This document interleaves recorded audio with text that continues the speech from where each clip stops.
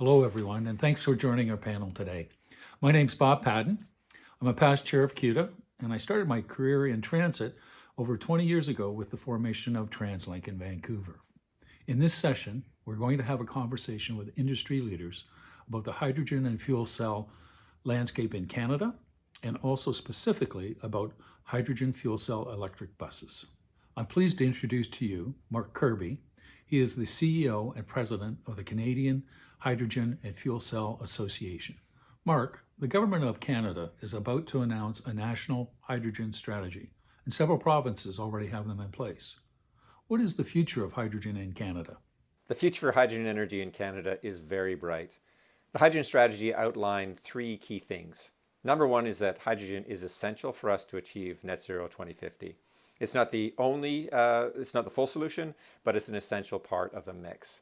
The second thing is that it's a huge business opportunity for Canadians, and in the fact that we have a world-leading hydrogen fuel cell technology industry, and that we have world-leading clean power production.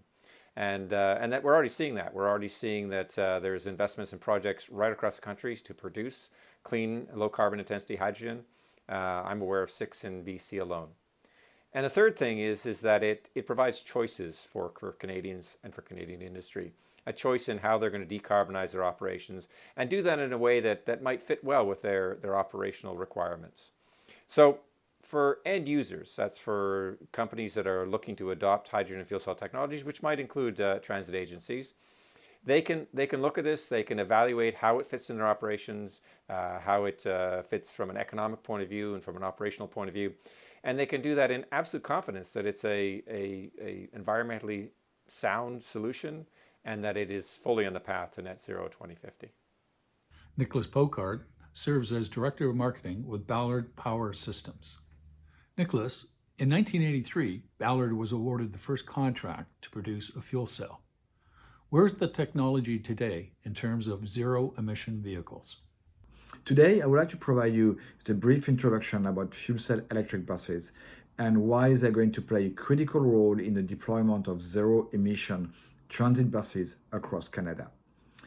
Fuel cell buses adventure actually started here in Vancouver more than 30 years ago, when in the late 1980s, Ballard put together and on the road the first ever fuel cell electric bus.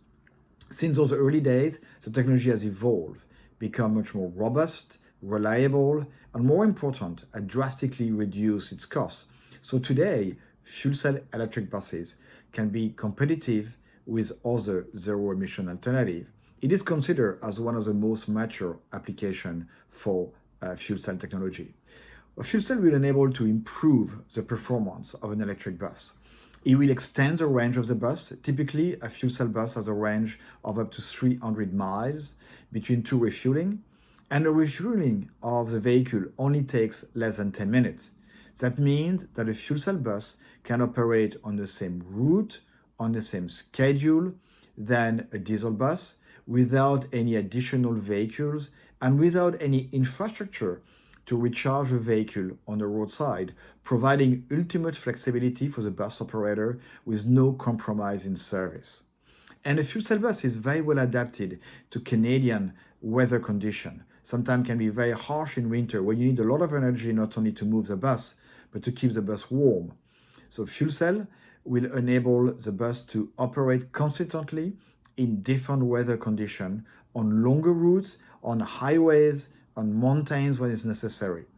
Therefore, we strongly believe that a fuel cell electric bus is required in order to complement battery electric bus if we want to have zero emission transit across our cities in Canada. Thank you very much. Dave Edwards is the Director and Advocate for Hydrogen Energy at Air Liquide.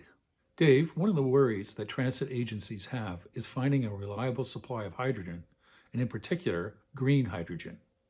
What's the market like today, and what will it be like in the future?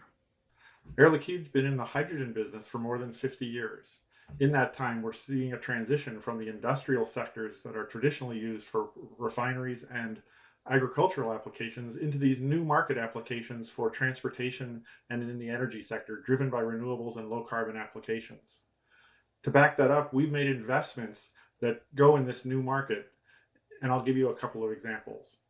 In Nevada, Western United States, we've invested about $200 million in a new production facility using renewable natural gas to hydrogen, liquefying it and distributing it into those markets in California and the West Coast, mostly for transportation and warehousing markets, for example.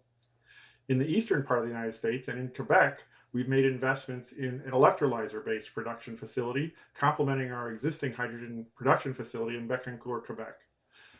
This facility is using hydropower to produce zero carbon hydrogen, liquefy it, and then distribute it in the eastern parts of North America. Our last investment that I'd like to point out is in the technology area of electrolyzers itself. We've invested in a company called Hydrogenics, who develops PEM electrolyzers and is actually our partner in Bécancour. With that partnership and the technology development, we're setting the stage for what the future production facilities will look like. This transition from industrial hydrogen into these new energy applications will happen over time. Whenever we enter into a new region, take for example British Columbia, Ontario, or Alberta, we always start with the existing industrial base of hydrogen production, but it's quickly followed by investments like the ones I pointed out, aimed toward renewables and low carbon applications. And that's what we see globally, and that's what we would expect in new markets in Canada, for example. Thank you. Jeff Grant is a principal with Zen Clean Energy Solutions. Jeff, California has been a jurisdiction that has been striving for zero emissions for many decades. You work with a lot of the transit agencies in California. Tell us about your experience there. California, to start with, is the most progressive region in the world in terms of zero emission transit, and that includes both battery electric and fuel cell electric technology. Over the last year, Zen's worked with Sunline Transit to develop their fleet transition plan to zero emission buses. And what I found is that it's actually been very helpful in having agencies take a long view over what the technology choices are for their transition. What we've been seeing in the plans that we've worked on, which include plans for Fresno and for Bakersfield, is there tends to be a mix of both fuel cell and battery electric when we try and optimize the value for the agency and providing them their best total cost of ownership picture. That I think makes a lot of sense for the Canadian market. It's very easy to deploy 2 pilot buses or 5 pilot buses of one technology or another, but that's not really representative of what a complete depot conversion looks like. And it's really in that kind of analysis, I think, that you see the value of the technology. Jennifer McNeill is Vice President of Sales and Marketing for New Flyer Industries. Jennifer, your company is one of the leading manufacturers of buses in North America. What does the market look like for fuel cell electric buses? Thanks, Bob. As you know, New Flyer manufactures heavy-duty transit buses in all lengths and propulsion, including 3 types of zero-emission propulsion: battery electric, fuel cell electric, and trolley electric. If you'd asked me this question several years ago, I would have given you a very different answer. But we've been pleasantly surprised by the interest and engagement with our customers in our Excelsior Charge H2 fuel cell electric bus. Over the past 36 months, we've watched the zero-emission bus market grow to approximately 35% of total bus purchases planned. The projection of fuel cell electric buses is keeping pace with the other types of zero-emission bus technology. In fact, next year, approximately 10% of our zero-emission bus deliveries will be fuel cell electric. We believe that this growing interest in fuel cell technology is attributed to a couple of reasons.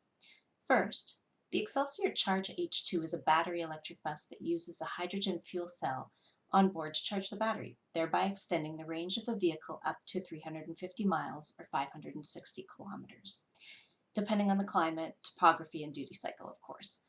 This provides an immediate one-to-one replacement for conventional propulsion buses without requiring a great deal of planning into the system. Secondly, agencies are gaining more experience with the hydrogen refueling procedures and time, as well as the cost and complexity of the fueling infrastructure.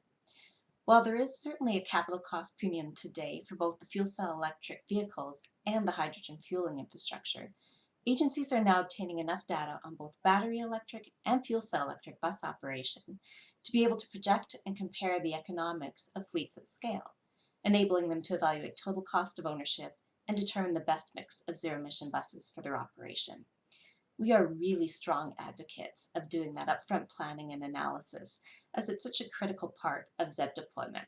Thank you.